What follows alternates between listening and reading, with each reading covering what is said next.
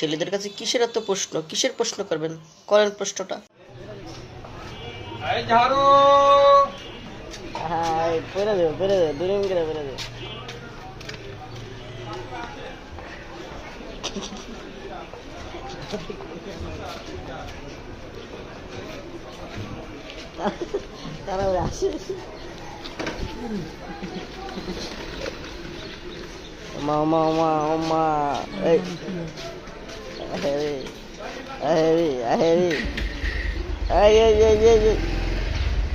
ঘুমে ধরছে মানে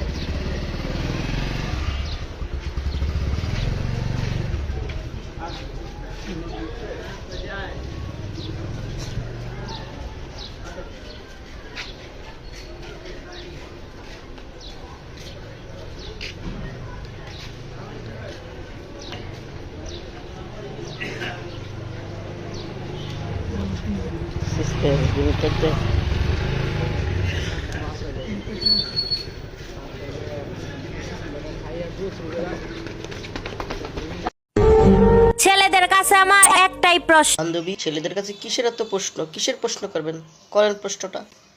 একটা মেয়ের সাথে একটা সম্পর্কে যাবার পর যদি শুনতে পারেন মেয়েটির একটা বিয়ে হয়েছিল, তখন কি তাকে মাঝপথে ছেড়ে চলে আসবেন? না, মাঝপথে ছাড়ার তো কোনো প্রশ্নই আসে না। বাসায় এনে গরম ডিম থেরাপি দিবে, গরম ডিমের থেরাপি। বুঝতে পারছো তুমি টিকটকার? জানগো কি জানগো, কি বলবেন দেখি, বলেন তো শুনি। শাড়ি তো পয়রা আমি রেডি, এখন আপনি একটা পাঞ্জাবি পয়রা চলে আসেন তো। জানগো, আমার পাঞ্জাবি তো আদৌ, আমি কিভাবে আসবো তোমার কাছে পাঞ্জাবি পরে, বলো। আমি তাকে নিজের করে পাওয়ার জন্য তার কাছে তাকেই ভিক্ষা চাইছিলাম, কিন্তু আফসোস পাই নাই। কিন্তু বান্ধবী, সমস্যা কি জানো? আমি তো রোজার মাস ছাড়া কাউকে ভিক্ষা দেই না, কারণ রোজার মাস সামনে আসতে আসতে তো 1/70 রোজার মাসে ভিক্ষা দিলে, তাই রোজার মাসে আইসো ভিক্ষা দিব, ঠিক আছে? 1/70 পাবো সোয়াব। আল্লাহ, তুমি এত মানুষের এত কিছু দিতে পারো, আমারে দিলে তোমার কিচ্ছু হইব না, দাও না আল্লাহ। আল্লাহ, তুমি এত মানুষের এত কিছু দাও, আমি একটা জিনিস চাই, আমার দিলে তোমার কোনো ক্ষতি হবে না। তুমি ওর মতো টিকটকের উপর একটা হুকনা ঠাড়া ফালায় দাও না আল্লাহ। বলেন কি?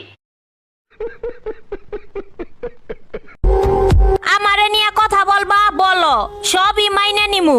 তো মাইনা নিবা না কোন না স্যাঙ্গার মাথা তুমি? কিন্তু পরিবার নিয়ে একটা কথা বলবা, তোমার জন্মের খোঁজ নিয়ে সারমু। তোমাদের মতো বোকাচোদা টিকটকারদের নিয়ে তো কথা বলে শেষ করতে পারতেছে না, কিন্তু তোমাদের ফ্যামিলি নিয়ে কথা বলবো কিভাবে বলো তো? তো আমার জন্মের খোঁজ দেওয়ার তোমার কোনো কষ্ট করে দরকার নেই। তোমার নাম্বারটা আমার ইনবক্সে দিয়ে দিও, আমার বায়োডাটা তোমার পাঠিয়ে দেবো, তুমি সেখান থেকে সুন্দর করে পড়ে নিবো আমার জন্ম কত সালে, ঠিক আছে? समझ रहे हो समझ रहे हो आप समझ रहे हो ना? তুই কি ভাবছস তোর আমি পাই নাই বইলা তোর নামে বরদোয়া দিব? যাক ভালো, আমি এটাই চাইছি, তুমি আমার বদদোয়াটা না দাও, আমি যদি একটু সুখে থাকতে পারি। তারপর কি বলবা শুনি? দোয়া করো, বদদোয়া করো না। দোয়া দিব আরে না, বরং আমি আল্লাহ তাআলার কাছে শুকরিয়া জানাই তোর মতো বেঈমান আমার জীবনে না থাকার জন্য। এটা কোন ধরনের প্রতারণা ভাই? আমি তো মনে করছি আমার জন্য দোয়া করবো, এখন মেঘনা চাইতে বৃষ্টি টাটকা ওদের ভিতরে আমার মাথার একটা ঠাড়া ফালাইলো। এত বড় বেমানি হয়ে গেল, টিকটকার মারানি, এটা ঠিক করো নাই তুমি কাজটা। না, বেঁচে থাকো বাবা, বাচ্চা থাকো চিরকাল, ছিঁড়ে খায়ও বেড়ার বাল। সব টিকটকারে করবা তুমি অপমান। দেবী ললিতা, এগুলো অপমান নয়, এগুলো আশীর্বাদ তোমাদের মতো টিকটকারদের জন্য। চুল পাকনা টিকটকার যারা আছে তাদের জন্য এগুলো আশীর্বাদ।